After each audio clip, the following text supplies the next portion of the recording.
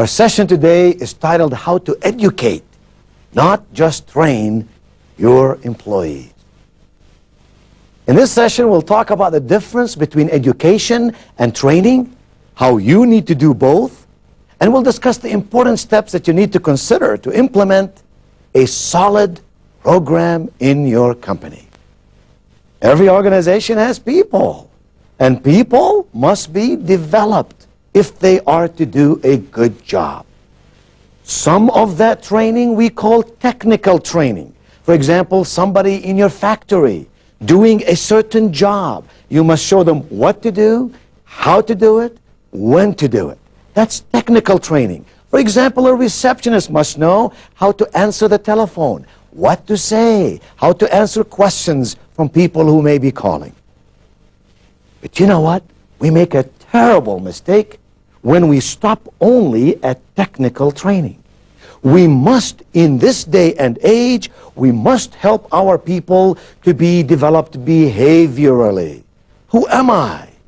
What can I do? What would make me better? How can I become a better communicator? So on and so forth. So there is technical training, and then there is behavioral training. That behavioral training I call education. And today we'll discuss the differences between training and education and how you can make a spectacular job with your people, learning both, using both, and therefore hopefully performing better than you ever thought possible. I walked one day into a McDonald's. McDonald's is one of the world's most successful fast food restaurants. And a young, attractive woman behind the counter looked at me and she said, "Hello, sir, how may I serve you today?" And I said, "Well, I'd like to have a vanilla milkshake and an apple pie." And she said, "Sir, would you like a dessert to go with that?" I thought, sure, why don't you give me a hamburger and a Coca-Cola? You see what happened there? This woman was trained to sell desserts. If only we could sell enough sweet goods, we could make more money. But she did not stop short enough to think, to understand, to internalize that vanilla milkshake and an apple pie are desserts. Her mind and her mouth did not work together, and she got herself in trouble. We do things like that, don't we? Training and education get in the way of excellent performance. Let me share with you today some major differences between training and education. Training teaches people what to do. Education teaches people what to be. Training is anchored to the past. In other words, the things that we have done and have done well, let's do more of them. Education looks towards the future. To accommodate change, training has to be unlearned. You must take this human being and you must make sure that they forget about all these things they have done in the past. And then teach them something new. Education can build upon the past. In education, you can go from the known to the unknown. You don't have to unlearn. You simply build in your mind on those things that you already know. Training deals with actions, with tasks. Education deals with thoughts and feelings. And thoughts and feelings are those determining factors for our behavior. We act because we think and we feel, and our actions become better when that really happens. Training teaches how. Education teaches why. If you expect your people to solve problems time and again, to address different circumstances with different people in different ways, and do a good job every time, you must teach them why, not only how, so that they can use this thinking process to make good things happen. Training focuses on procedures. Education focuses on people. And any organization and any business that you can think of, if you were to take the people element out of it, what have we got left? Without people, you and I could not really accomplish much. Training focuses on the individual. Education focuses on the whole organization. And while an organization is the cumulative effect of individuals, it is a completely different person who is in the organization than that person who becomes like the fingers on one hand, come together to make great things happen. So we must concentrate on the organization, not only on the individual, if we expect teamwork to take place, if we expect results to be accomplished. Training teaches people to follow prescriptions. Here's what to do, here's when to do it, here's who to do it with. Education teaches people to make choices. You know what, my friends?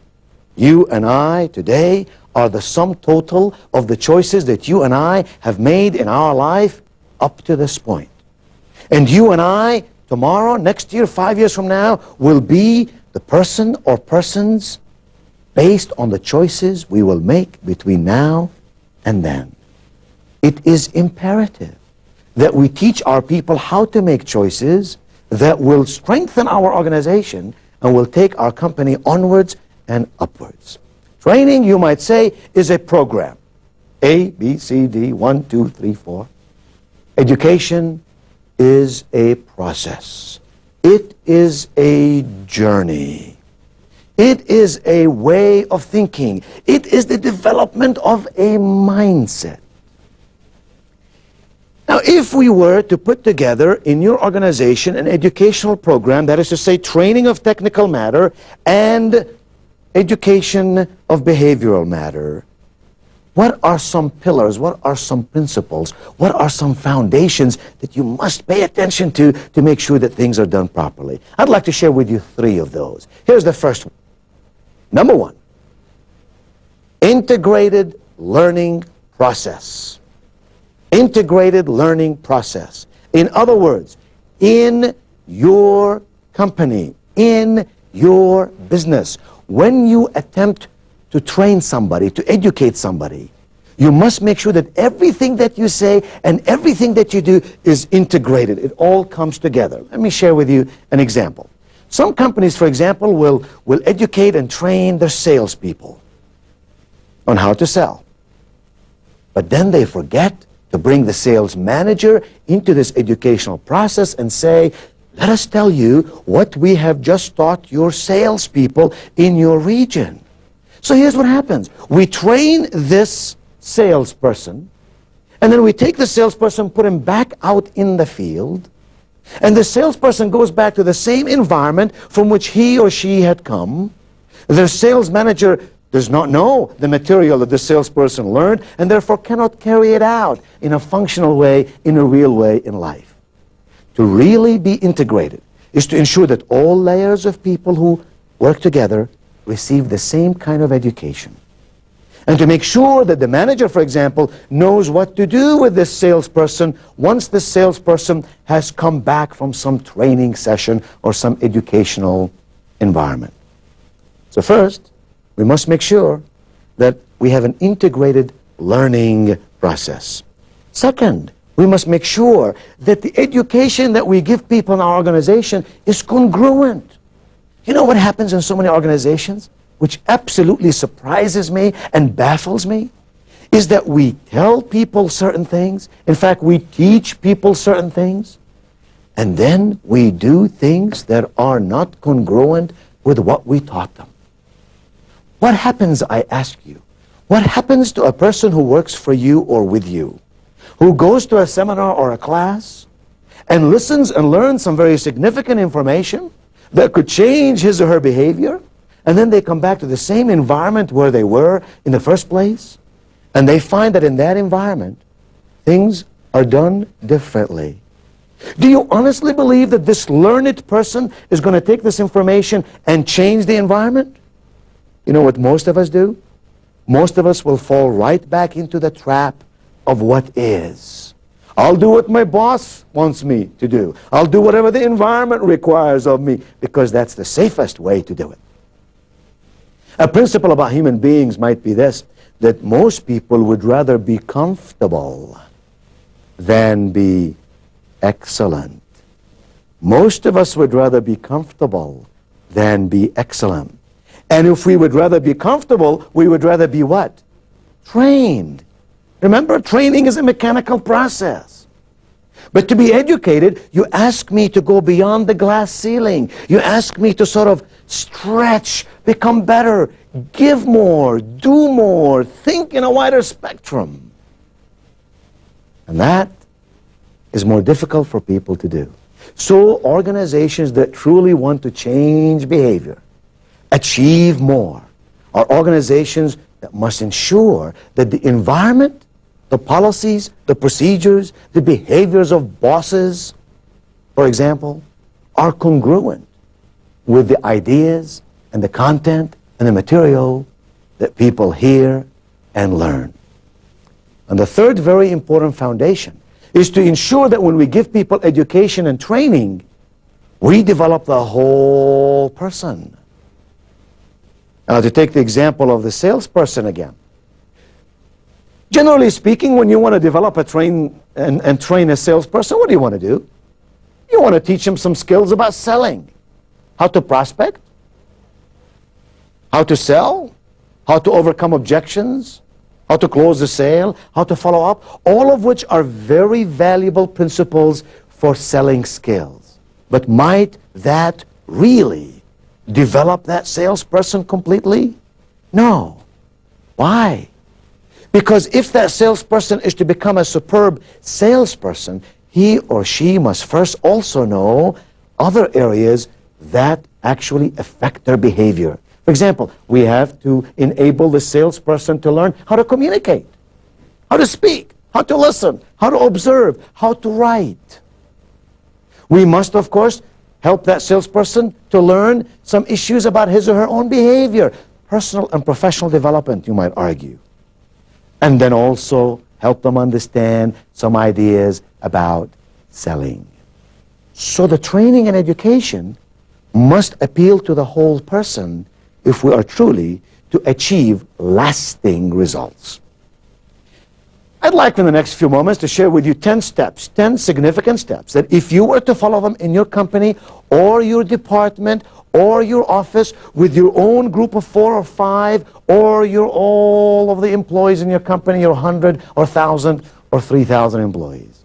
If you would follow these 10 steps, you will be able to put together a very congruent, a very integrated, a very solid educational program that will enable your organization to grow and become better and to get more from your people while they are loving it. Here they are. Step number 1. If you are to structure a successful educational program, you must, number 1, first and foremost, you must seek the commitment of top management. My dear friends, in 25 years of consulting with some of the finest organizations around the world, I can tell you without a shadow of a doubt, I can tell you thoroughly and completely that if the boss or bosses, if the president or the board, if the division chairman or whomever you may be reporting to is not committed to the process of developing people, just about the time you get yourself going in this process, they will do something to cut it short or to take funding away from it or to not allow you to follow through with it the way you had envisioned. You must get the commitment of the people at the top. Step number 2, it's called assessment. You must then assess the needs of the people in our organization. Who are they? What do they need?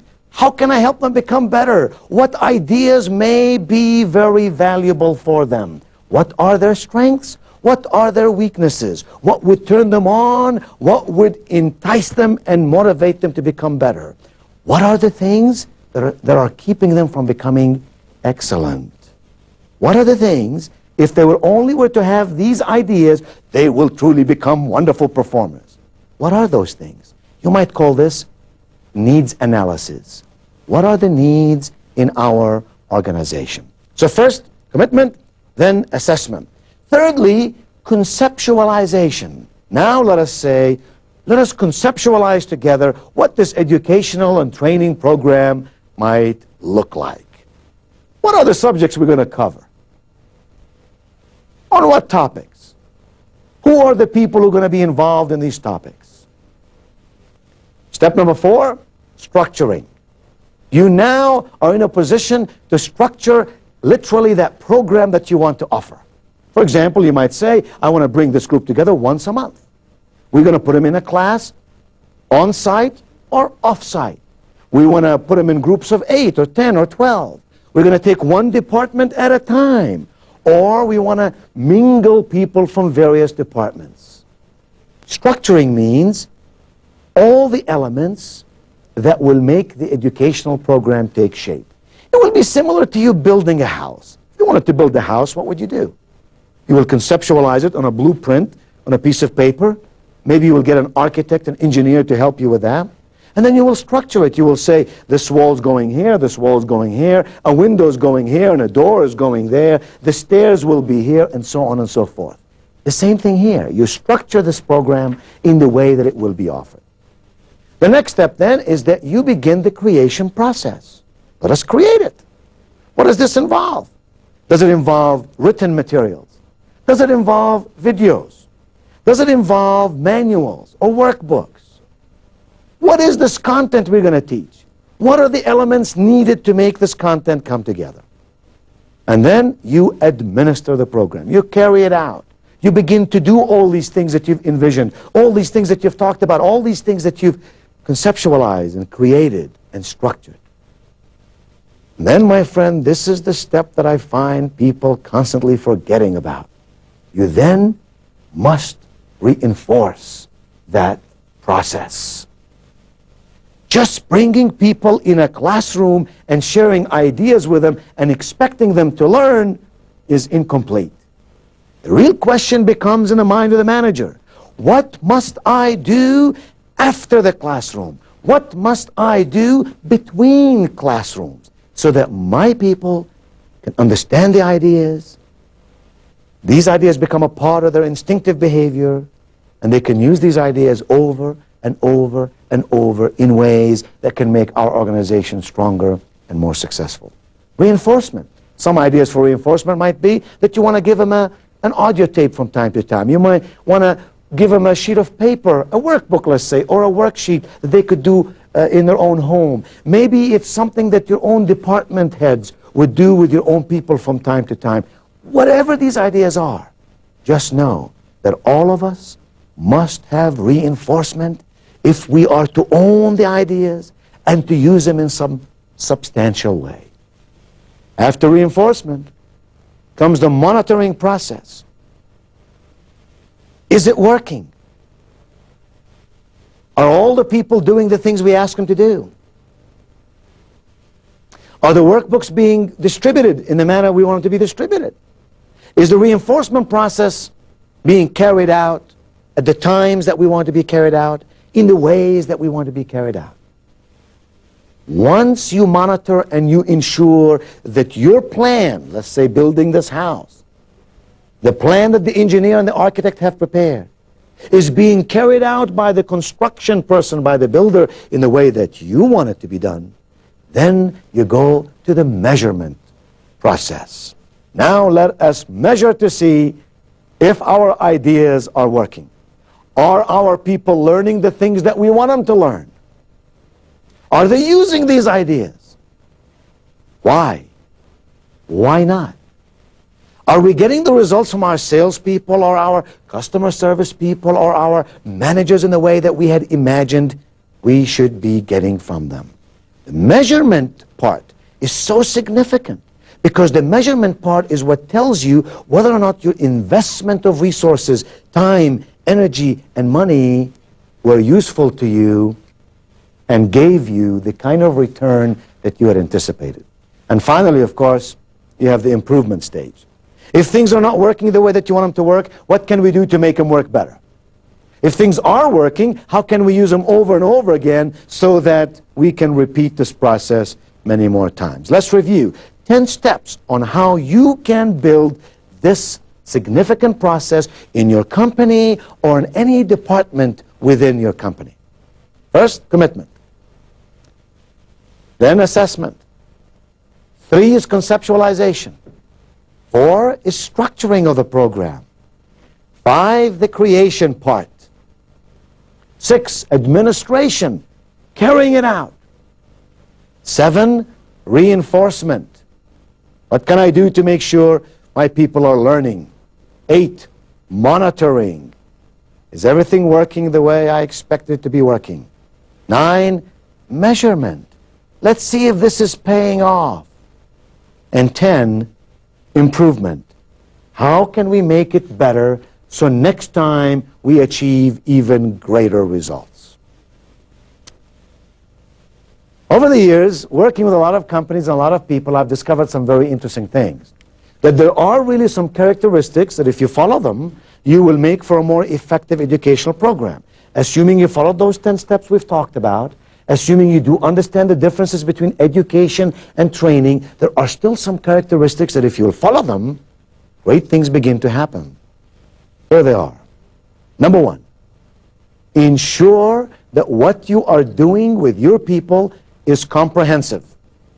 Do not deal with small parts of the development of the human being. If the reason we are doing what we're doing is to get results from our people, then we have to appeal to the whole person. So be comprehensive. By that I mean offer different content on different subjects. By that I mean involve more and more people from different departments. Permeate the whole organization and permeate the whole body of knowledge in a way that people can tap into it and learn from it and do something as a result of it. Second very important characteristic is that learning has to happen as a continuum. You and I do not learn by merely having single exposure to an idea. You and I learn by listening to the idea, internalizing the idea, using the idea, measuring the idea, improving on the idea. And so learning is not an event that you do once in a while. If you really want your people to change and become better and give you greater productivity and better performance, you must offer learning as an ongoing process.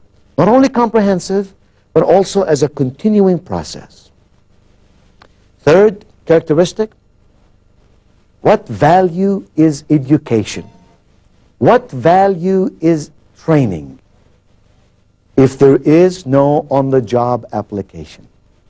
The ideas that your people learn in the classroom must somehow be given an opportunity to be used on the job. If you don't use it, you lose it. And we must encourage our people to try a new idea. And why should they be afraid of failing? It's okay to try an idea and fail once in a while than to never try anything new. If there's anything constant in our world, it is change. You and I must grow if we are to do good things and make better things happen. So on-the-job application then becomes very important. The fourth characteristic is what I call content equity. Content equity. Your people are asking this question: what does this material, what does this course, what do these ideas have to do with me? What do these ideas have to do with our company? If you can show me how these could be customized and tailored and applied in my world, I pay much more attention to them and I am more capable to internalize them and use them in my life.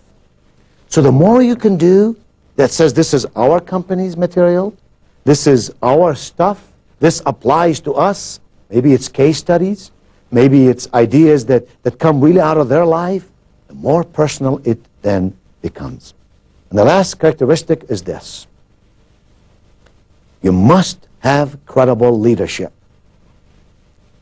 My friends, if you do not have credible leadership, If the individual leading the session in your business is someone that your people do not look up to as someone who is informed, experienced, outstanding in his own or her own right, then the messenger makes the message insignificant.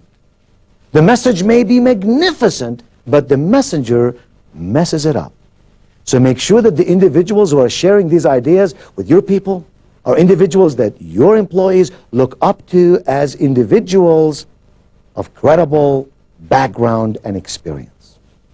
As a footnote to all this, of course, all learning, if it's going to be good and useful, must be repetitious.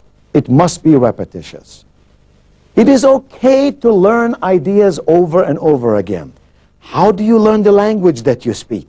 You do it over and over and over again. How do people learn how to dance or drive a car or fly a plane? They do not learn these things at first exposure. They learn these things by doing them over and over and over again.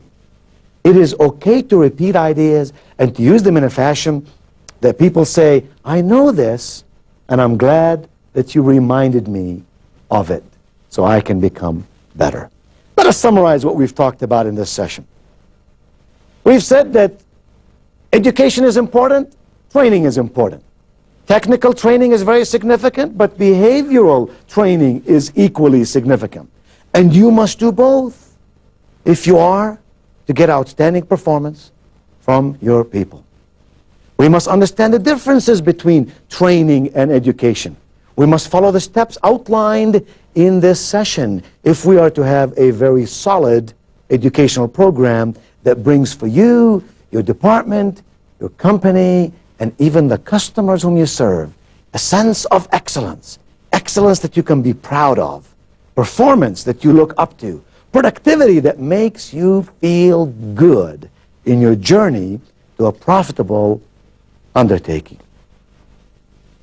So, my friends, to have this enormous productivity and performance in your company, you must follow these steps. You must do them with a continuous effort and go for it as you travel this journey towards excellence.